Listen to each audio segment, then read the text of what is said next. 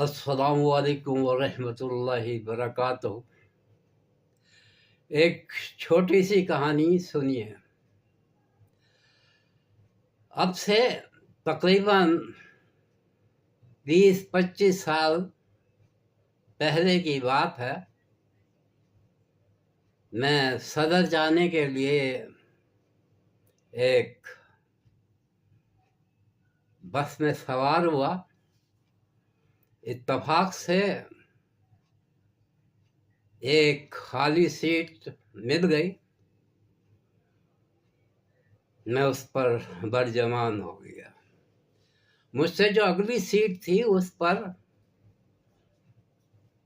13-14 साल के दो लड़के बरजमान थे। खुश लिबास और खुश शक्ल। उनमें से एक लड़का जो खिड़की की संग बैठा हुआ था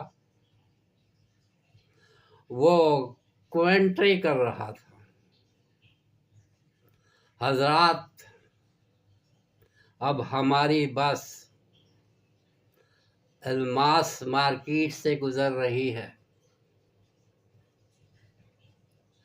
ये मार्केट तकरीबन 6 माह कबल ही बनकर तैयार हुई है।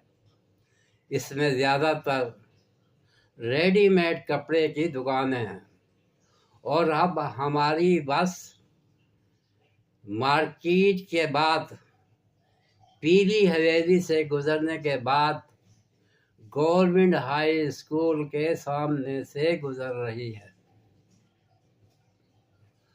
और अब थोड़ी देर के बाद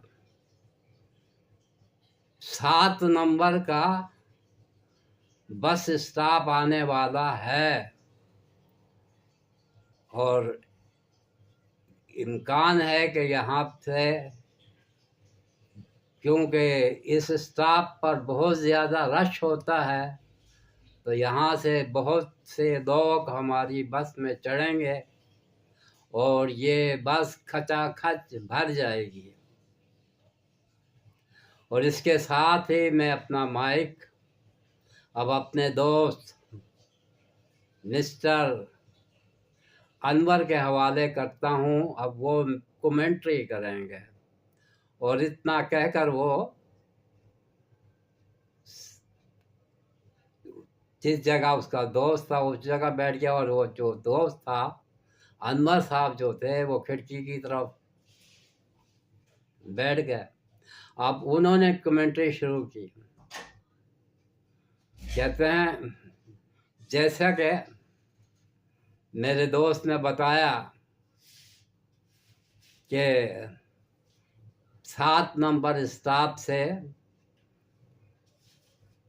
अब आने वाला है, तो ये अब 7 नंबर का स्टॉप आ चुका है और इसमें अब बहुत से लोग हमारी बस में सवार हुए हैं और यहाँ तक के बस के भरने के बाद लोग बस की छत पर चढ़ते चले जा रहे हैं और अब बिल्कुल गुंजाइश नहीं रही है। लेकिन उसके बावजूद भी कंडक्टर साहब बराबर सदर सदर की आवाज़ें लगाए चले जा रहे हैं। और अब काफ़ी देर के बाद ये हमारी बस फिर चल पड़ी है और अब इस बस में पैर रखने की भी गुंजाइश नहीं है। ना सिर्फ बस पूरी तरह भर चुकी है बल्कि ऊपर छत पर भी लोग काफ़ी तादाद में चढ़ चुके हैं और अब बस की रफ्तार काफ़ी तेज़ हो चुकी है और सड़क भी काफ़ी खस्ता हालत में है। बस झटके पर झटके खाए चली जा रही है, लेकिन बस के ड्राइवर साहब रफ्तार को आहिस्ता करने पर आमादा नहीं है।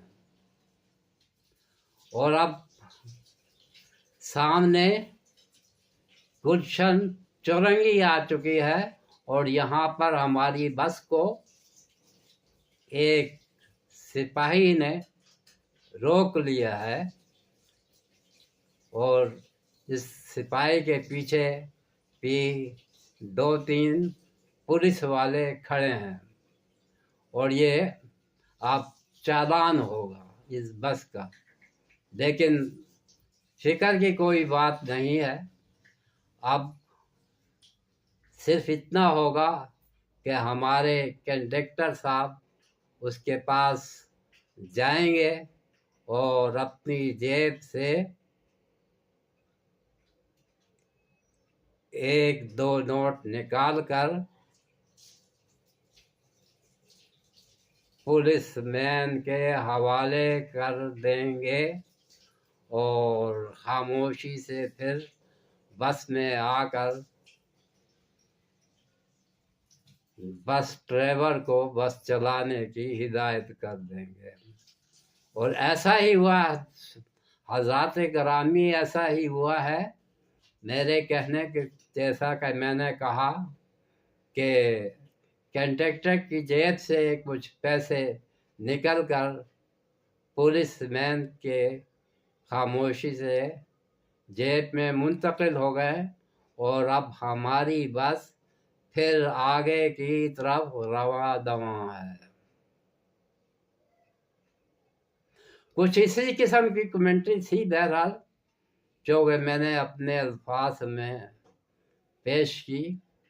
और ये इस किस्म की सूरत हाल यकीनन शायद ही कोई ऐसा आदमी हो जिसने ना देखी हो।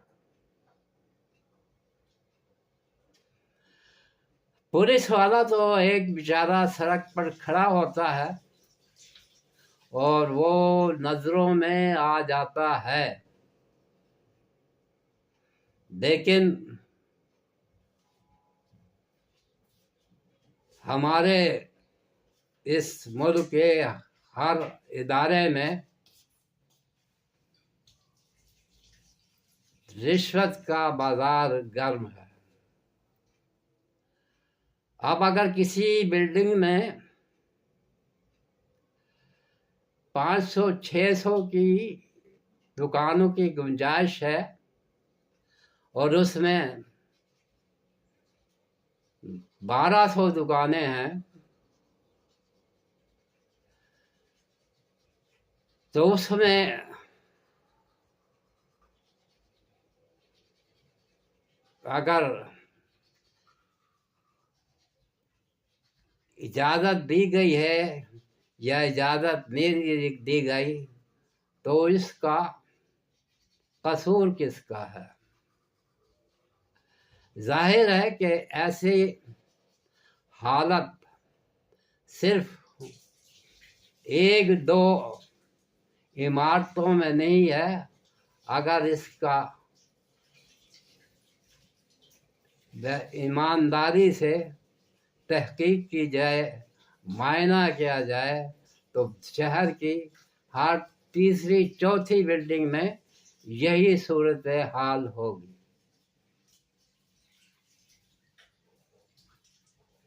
और ये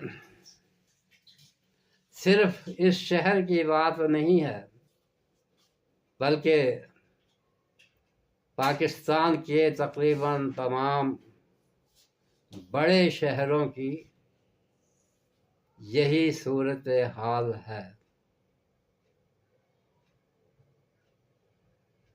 रिश्वत का बाजार गर्म है। शहरों में, बाजारों में एक दो की ये बात नहीं है, बीमारी ये लाखों में।